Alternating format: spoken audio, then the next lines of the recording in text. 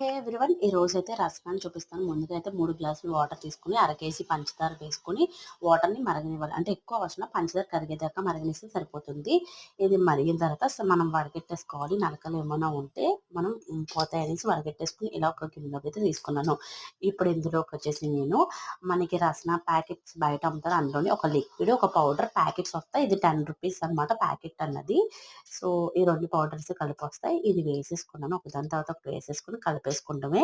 ఇప్పుడు నేను అర కేజీ పంచదార, 3 గ్లాసులు వాటర్ వేసుకున్నాను. ఇప్పుడు ఇందులోకి మనం 7 గ్లాసెస్ ఆఫ్ వాటర్‌ని మళ్ళీ మిక్స్ చేసుకోవాలనమాట. ఈ సిరప్ అండ్ ఈ లిక్విడ్ అండ్ ఈ పౌడర్ కూడా మిక్స్ చేసుకున్నాక, అప్పుడు 7 గ్లాసుల వాటర్ కూడా వేసేసుకొని, కలిపేసుకొని బాటిల్స్‌లోకి వేసుకొని ఫ్రిడ్జ్‌లో స్టోర్ చేసుకుంటే మనకి నిలువ ఉంటాయన్నమాట.